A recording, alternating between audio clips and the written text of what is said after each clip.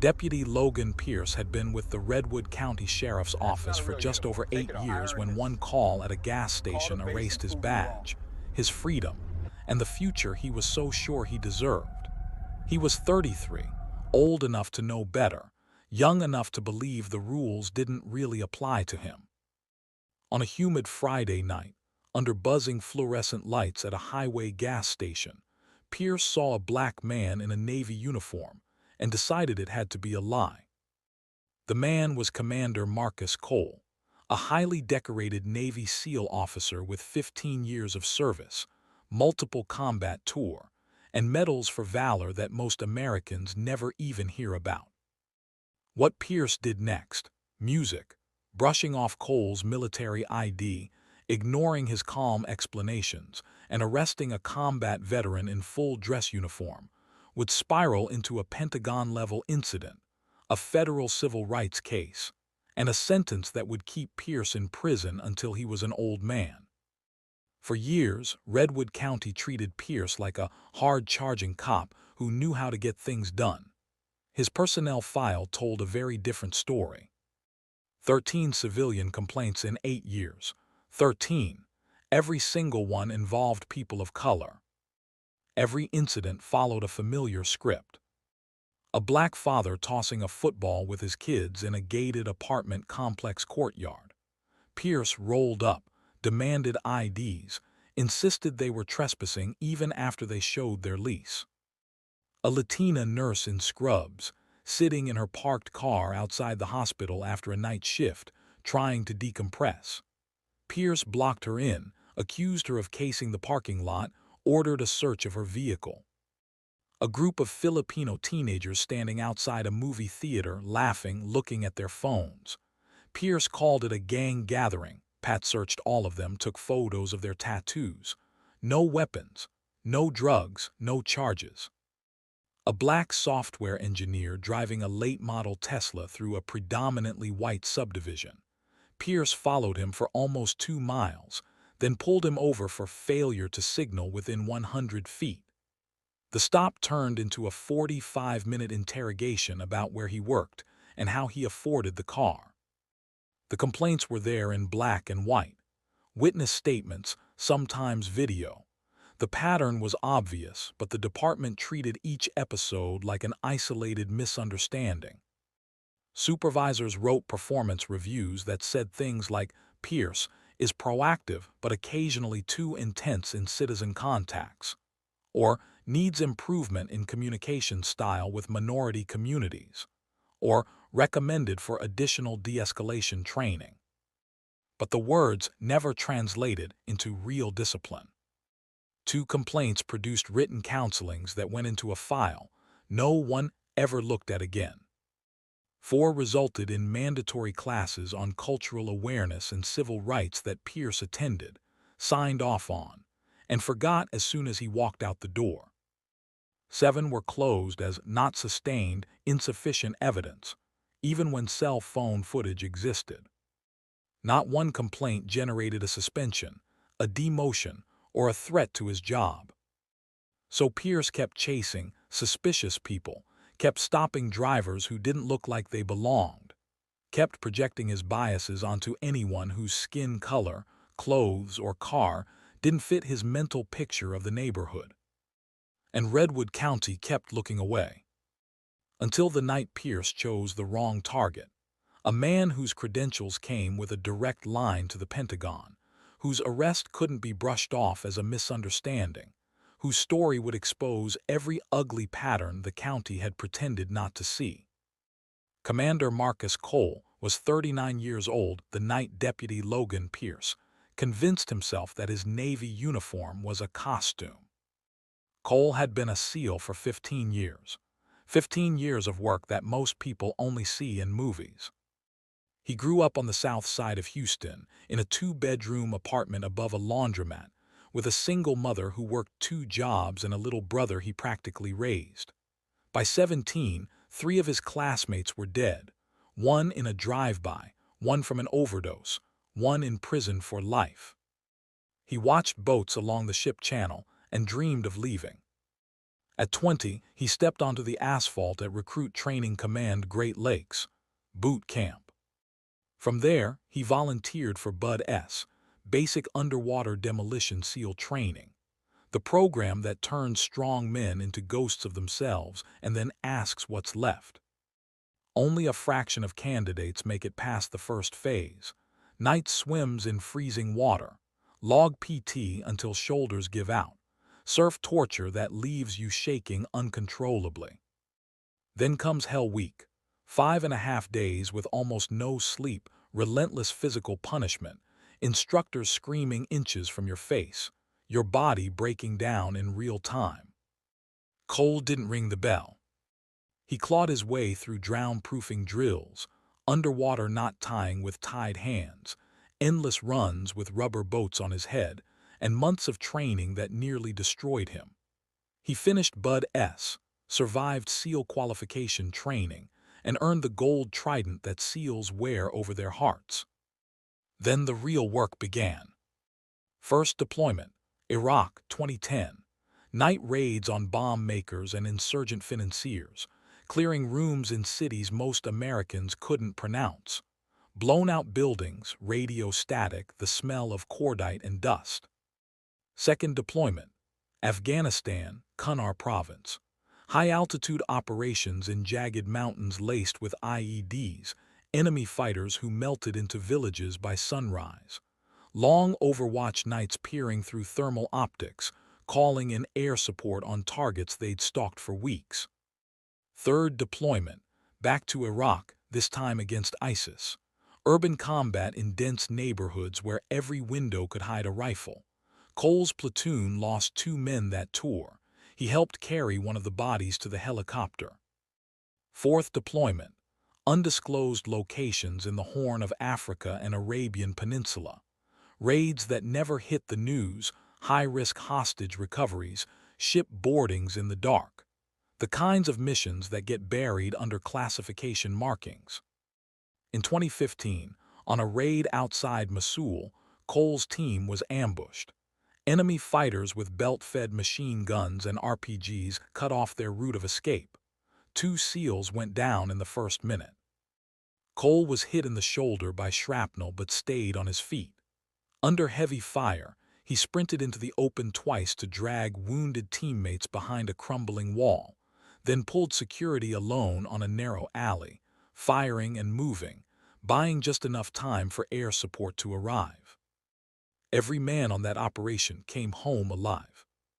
For his actions, Cole was awarded the Navy Cross, the second highest award for combat valor, plus a Purple Heart. He also held a Bronze Star with V device for a separate mission, and a row of ribbons that told a quiet story of years spent in war zones. On the Friday night that changed everything, Cole was driving north from Naval Base Coronado in his Navy service dress blues, the formal uniform for ceremonies and official functions. He'd spent the day at a memorial on base honoring a teammate killed in a training accident. Not combat, a malfunction on a parachute jump that went wrong in a matter of seconds. The service had been brutal, bagpipes, taps, a folded flag handed to a sobbing mother. By the time Cole pulled onto Highway 45, he was emotionally empty, running on muscle memory and caffeine. He was heading to the small Texas town of Brookfield, where his mother now lived in a modest house she'd finally been able to afford with help from his re-enlistment bonuses. He hadn't seen her in nearly 9 months. Most of what he'd done during that time, he couldn't legally explain to her. Around 10:38 p.m., the low-fuel light blinked on. Cole took the next exit and eased his silver Toyota Camry into a 24-hour Shell station on the edge of town. The station sat at the border of 2 worlds, older one-story houses and aging strip malls on one side of the highway, newer subdivisions and chain restaurants on the other. Bright canopy lights cast everything in harsh white. The air smelled like gasoline and fried food from a nearby fast food place. At Pump 6, Commander Marcus Cole stepped out of his car in full-service dress blues, dark navy jacket with gold buttons, metal ribbons neatly stacked above his left breast pocket. At the top of the rack sat the Navy Cross. Below it, the Purple Heart. Next to them, the Bronze Star with the tiny bronze V for Valor, the Combat Action Ribbon, campaign medals from Iraq and Afghanistan, service awards. On his right chest, his seal trident caught the light. 3 gold sleeve stripes marked him as a commander, an O5, equivalent to a lieutenant colonel in the Army. His shoes were mirror-shined. His cover was on straight. Years of discipline shaped the way he stood, shoulders square, head up, eyes scanning without really thinking about it. He swiped his card, selected regular, and began fueling. His mind wasn't on the gas pump. It was on the folded flag he'd watched change hands that afternoon, on the empty bunk back at Coronado, on his mother's cooking waiting at the end of the drive. He didn't notice the pair of eyes tracking him from a dark SUV parked off to the side. Before we go on, drop a comment and tell me where you're watching from. And if you're new here, hit that subscribe button so you don't miss stories like this. Stories that some people would rather never be told. At 10:42 p.m., Redwood County Dispatch received a 911 call from a blocked number. 911, what's your emergency? Yeah, I'm at the Shell off Highway 45 by Brookfield. There's this, black guy here in some kind of Navy outfit. It looks like a Halloween thing or something. He's been standing by the pump just staring around. It's freaking people out. Ma'am, is he threatening anyone? Has he said anything to you? No, but the uniform looks fake. I know what a real one looks like. My cousin was in the Marines. This doesn't look right. I think he's pretending to be in the military. He looks, I don't know, dangerous. The dispatcher typed as she spoke. Suspicious person. Possible impersonation of a military member. Caller unwilling to identify. She sent the call out on the radio. The unit who accepted it, 214, Deputy Logan Pierce. He was barely a mile and a half away. Driving slow laps through a mostly black apartment complex he considered his hot spot. The words suspicious male, black, and military uniform lit up every bias he'd carefully hidden behind phrases like good police instinct. In his head, the story snapped into place before he ever saw Cole. Black man in dress blues at a gas station late at night, probably not really military, probably bought the uniform from a surplus store or online. Maybe he's homeless, maybe off his meds, maybe trying to scam people for money with a fake story. Impersonating a service member is a crime. Pierce would roll in, challenge him, crack down on another fraud, and chalk up another arrest. He never stopped to ask himself the simplest question. What if the man actually was who his uniform said he was? At 10:46 p.m., Pierce's patrol SUV whipped into the Shell station, light bar exploding into blue and red. He didn't kill the lights. He didn't pause to watch from a distance. He didn't treat it like a welfare check. He treated it like a takedown. Cole had just finished pumping his gas, replacing the nozzle and closing the fuel door, when the patrol unit screeched to a stop beside his car. He turned, saw the deputy stepping out fast, hand near his holstered weapon, facial muscles tight. Cole's stomach clenched in a way that had nothing to do with combat. He'd been here before, in airports, on highway shoulders, in civilian clothes and in uniform. He raised his hand slowly, fingers spread wide. "Evening, deputy, everything all right?" Pierce stopped a few feet away, eyes raking over Cole's uniform from head to toe. "What are you supposed to be?" Pierce's voice carried across the concrete. Cole blinked. "I'm a Navy officer, sir. Commander Marcus Cole. I'm on active duty heading to visit family." Pierce snorted. "Yeah, that's some kind of costume. It's not funny to dress up like that." Cole felt a familiar heat crawl up his neck. Years in uniform, deployments, funerals, and he was being told he looked like a joke. "This isn't a costume," Cole said evenly. "I just left a memorial service at Naval Base Coronado. I can show you my ID and orders." "Hands where I can see them," Pierce snapped. "Don't reach for anything." Cole held his hands a little higher. "Understood. My military ID is in my inside jacket pocket. I'm going to reach for it slowly with your permission." Pierce stepped closer, the veins in his neck standing out. "Save the speech. I've seen plenty of fake IDs. You think you're honoring veterans doing this? You're spitting on them." Passengers at other pumps were starting to watch.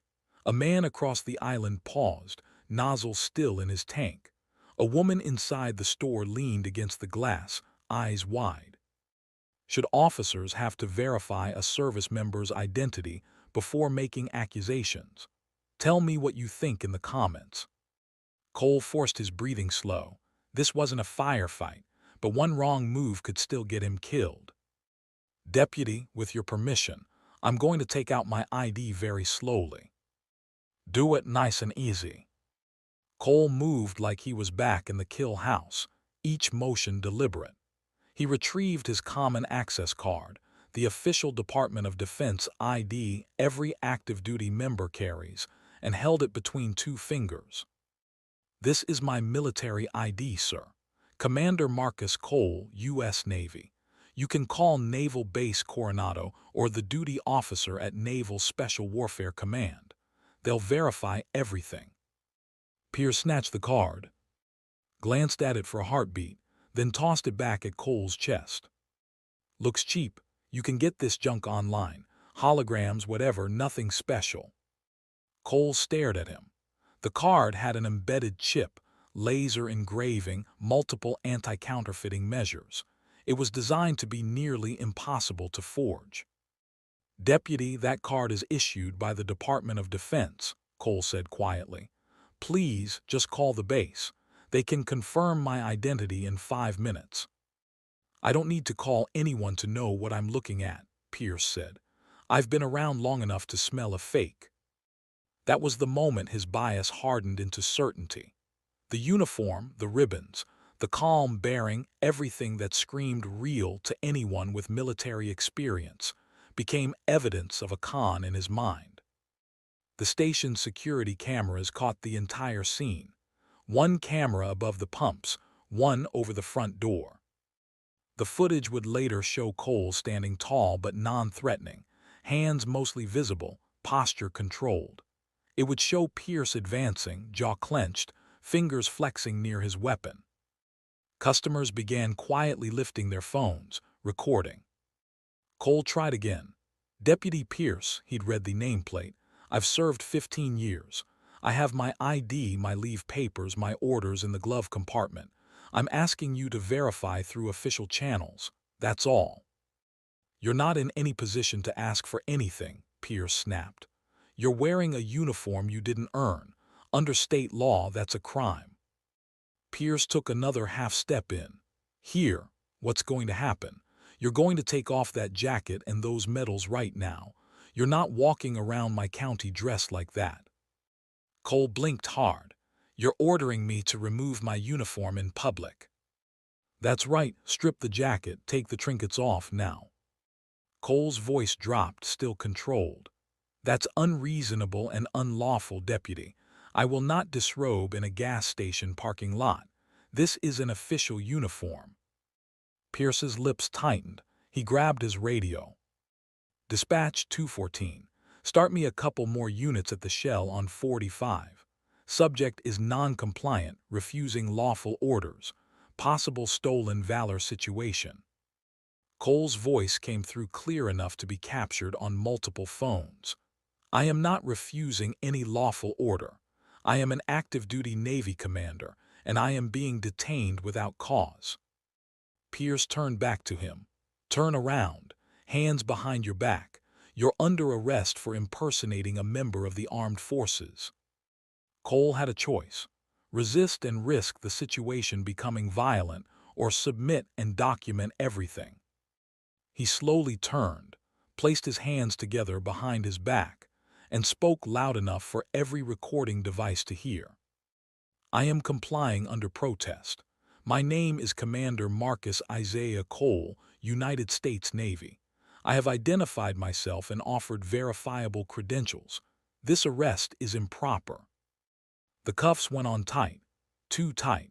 The metal bit into his wrists, pressing his ribbons awkwardly into his chest as Pierce jerked his arms back. Two more patrol units rolled in as Pierce walked Cole across the concrete. Lights still flashing, music phone still recording. Deputy Hannah Ruiz and Deputy Mark Ellison climbed out of their vehicles and took in the scene. A black man in dress blues, rows of decoration, trident glinting, handcuffed. Their coworker gripping his arm, jaw set. "Logan, what's going on?" Ruiz asked, eyes flicking from Cole's uniform to Pierce's face. "Got myself a stolen Valor clown," Pierce said. "Wouldn't take the fake uniform off. Ran his mouth. He's going in." Ruiz looked at Cole more closely. The ribbons were in correct sequence. The insignia were positioned perfectly. The trident looked authentic, not cheap plating. "Sir, what's your name?" she asked. "Commander Marcus Cole, ma'am," he replied. "SEAL officer assigned to Naval Special Warfare. I've shown Deputy Pierce my military ID and asked him multiple times to verify with my command. He's refused." Ellison frowned. "Logan, did you try to verify?" "It's bogus," Pierce said. "Come on, you really think this guy is a SEAL commander? Look at him." The words hung heavy in the air. "Look at him." Ruiz's jaw tightened. Ellison shifted uncomfortably. Ruiz pulled out her phone. "What base are you attached to, Commander?" "Naval Base Coronado, Naval Special Warfare Group. You can call the quarterdeck or the duty officer. They'll have my info," Cole said. Pierce reached out and grabbed Ruiz's wrist. "We're not wasting time calling California because some faker printed a card. I've got this." Ruiz jerked her hand free. "Policy says if there's a chance he's legit, we confirm. That's not optional." "He is not legit," Pierce said, voice rising. "He's just a black dude in a costume. Use your eyes." Several bystanders gasped. One woman could be heard on her phone saying, "Oh my God, did you hear that?" Cole closed his eyes for a moment. He felt that sentiment before. He'd rarely heard it spoken out loud like that. Ellison took a half step back, his face flushing. "Logan, watch what you're saying, man." But Pierce was past the point of no return. "Get out of my way, subjects in custody." The station echoed with voices. "He showed you an ID." "Officer, call the base." "He's really in the Navy, I can tell." Pierce ignored all of it. The drive to the Redwood County Jail took 12 minutes. For Cole, cuffed in the back seat, it felt much longer. He watched the town slide by in reverse through the rear window.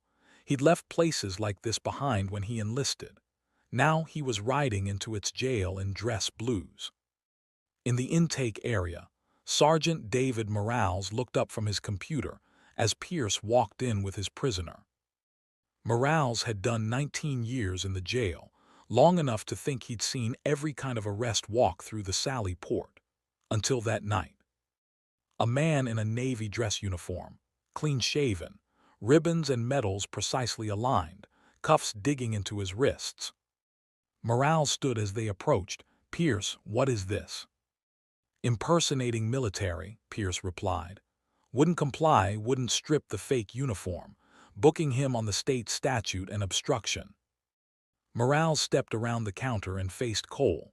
He took in the Navy Cross ribbon, the Purple Heart, the Bronze Star with V, campaign ribbons stacked beneath. He saw the 3 stripes on Cole's sleeves, the trident. "Sir, what's your full name?" Morales asked. "Commander Marcus Isaiah Cole, United States Navy, ID number ending 7281, Cole said. "I showed Deputy Pierce my credentials and requested he verify them. He refused." "Can I see that ID?" Morales asked, holding out his hand. Cole nodded toward his inside pocket, left breast pocket inside. Morales reached carefully into the pocket, retrieved the CAC card, and held it under the fluorescent lights. Holograms shimmered properly. The duty eagle was crisp. The embedded chip reflected at the right angle. The expiration date was more than a year away. The name and rank matched what Cole had just said. "Logan," Morales said slowly, "this looks real." "It's not," Pierce shot back. "I checked it, it's flimsy." Morales looked at him, then back at the card. He'd seen fake military IDs. They were never this good. "Does anyone know the number to Coronado?" Morales muttered. Then he shook his head. "Forget it, I'll look it up." He went back behind the desk, pulled up a browser, and found the main number for Naval Base Coronado. From there, he asked for the Naval Special Warfare Duty Office. "Special Warfare Group Duty, this is Petty Officer Lang," came a voice over the line. "This is Sergeant Morales with the Redwood County Sheriff's Office in Texas," Morales said. "I need to confirm the identity of someone claiming to be one of your officers, Commander Marcus Cole." There was a pause, typing. "Yes, Sergeant, Commander Cole is assigned to Naval Special Warfare. He's an active-duty SEAL officer. Why are you asking?" Morales stared through the glass at Cole, still in cuffs. "He's here in our jail," Morales said quietly. "He was arrested tonight." "For what?" Morales looked at Pierce, then back at Cole, then back at Pierce again. "Alleged impersonation of military personnel," Morales said finally. On the other end, Lang's posture changed through the phone. "Stand by, Sergeant." Within minutes, the duty watch officer was on the line. Then the group commander's duty officer. Then, at home in California, Captain Elaine Barrett, commanding officer of Naval Special Warfare Group 1. In under 10 minutes, NCIS duty agents were awakened. In 20, the Navy JAG office in San Diego had been notified. In 30, the Navy Operations Center in the Pentagon had a brief on their screens. Active-duty Navy SEAL commander arrested in Texas for alleged impersonation while in uniform. Racial component suspected. Local law enforcement at fault. Back in Redwood County, Morales hung up, his face sheet white. He walked back out to the intake area. "Take the cuffs off him," Morales ordered. Pierce frowned. "What, he's not cleared?" "He's very cleared," Morales said sharply. "He's real, Logan," they confirmed. "Naval Special Warfare knows he's here. NCIS knows, the Pentagon knows." Cole flexed his wrists as the cuffs came off, angry red marks already forming. He adjusted his jacket, trying to straighten ribbons bent from the pressure. Around 12:22 a.m., Sheriff Aaron Whitfield stormed through the doors of the jail in jeans and a collared shirt, pulled from bed by a flurry of calls. He'd been sheriff long enough to know when his world was about to implode. He stopped short when he saw Cole, still in dress blues, still standing tall despite the wrinkled fabric and the humiliation. "Commander Cole," Whitfield said, voice thick. "I'm Sheriff Whitfield. I am deeply sorry for what's happened here tonight. You are being released immediately. All charges will be dropped." Cole's eyes met his. There was exhaustion there and something harder. "Sheriff, your deputy put me in handcuffs in front of a crowd of civilians because he decided someone who looks like me couldn't possibly be a Navy officer," Cole said. "He refused to make a simple phone call that would have prevented all of this. That's not a mistake. That's a mindset." Whitfield swallowed. "We will launch a full investigation." "The investigation's already underway," Cole interrupted gently. "NCIS is on it. Navy JAG is on it. And from what they told me, so is the Department of Justice." While Cole stood in that small Texas jail, his service record was being pulled up and examined on secure screens in San Diego and Washington. 15 years of evaluations describing him as calm under pressure, exceptional leader, ethical to a fault. 6 combat deployments, Iraq twice, Afghanistan twice, classified operations in the Horn of Africa and the Arabian Peninsula, joint missions with other special operations units. Commendations for leading complex raids, training partner forces, and keeping his people alive under impossible conditions. There were no reprimands, no disciplinary actions, no black marks. The contrast with Pierce's record, which federal investigators would obtain within days, was stark. They saw the complaints. Terry Johnson, stopped while jogging in his own neighborhood. Maria Alvarez, searched after a broken taillight stop turned into a drug fishing expedition. Jamal and Denise Carter, questioned at the door of the suburban home they just moved into because a neighbor thought they looked out of place. They read supervisor notes that sounded careful but damning in hindsight. Officer Pierce needs to be more mindful of how his enforcement focus is perceived in minority communities. They watched the gas station footage, heard the words "look at him, you really think he's a SEAL commander." They heard Pierce tell another deputy he wasn't going to waste time calling California because some faker printed a card. Within 3 weeks, the Department of Justice announced a civil rights investigation into the Redwood County Sheriff's Office, citing a possible pattern of discriminatory policing.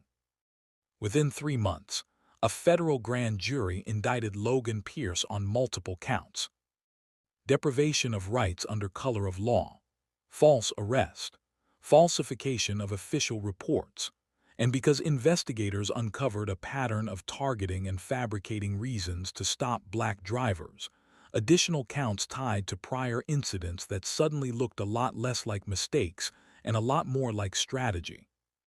Other deputies testified, some reluctantly, some with relief. Ruiz told the grand jury about the complaints she'd heard from residents. Ellison described the way Pierce would joke about thinning out the wrong crowd from certain neighborhoods. Booking Sergeant Morales testified about the look on Pierce's face when he realized Cole was actually who he said he was, and about the slur-laced rant Pierce went on in the break room that night, not realizing a camera with audio was rolling. Most damning of all, the jury watched the gas station footage. They heard Pierce's words. They saw Cole's posture, heard his patience. Cole testified, too, not with theatrics but with the same flat calm he'd used on deployments. He described stepping out of his car in dress blues, the memorial service still heavy on his mind. He described offering his ID, his orders, the names and numbers of his commanding officers. He described being ordered to strip his uniform off at a gas pump like it was a joke costume. He described the heat of humiliation as strangers watched a man with a Navy Cross be treated like a liar for the crime of being black in a uniform some people didn't believe he deserved. The jury deliberated for less than 6 hours. Pierce was found guilty on all major counts. At sentencing, the federal judge looked down at him and didn't sugarcoat a thing. "Mr. Pierce, you were given extraordinary authority by your community and your country," she said. "You used that authority not to protect, but to punish people who fit your personal stereotypes. On the night in question, you chose to imprison a man who has risked his life repeatedly for the freedoms you claim to defend. This court cannot undo the humiliation you inflicted, but it can send a message about what happens when an officer's prejudice tramples a citizen's rights, especially a citizen who has worn this nation's uniform with honor." She sentenced him to 58 years in federal prison. For Pierce, it was effectively a life sentence. For Redwood County, it was a reckoning.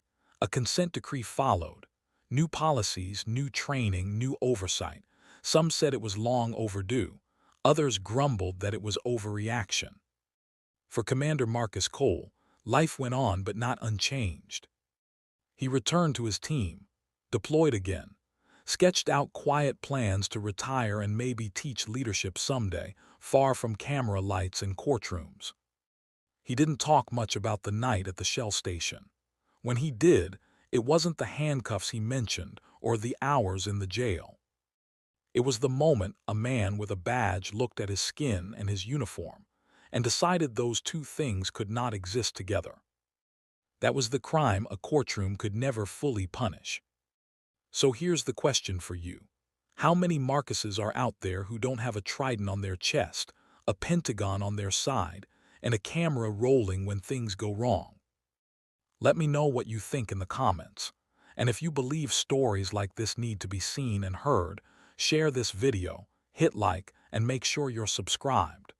Because the only way any of this changes is when we refuse to look away.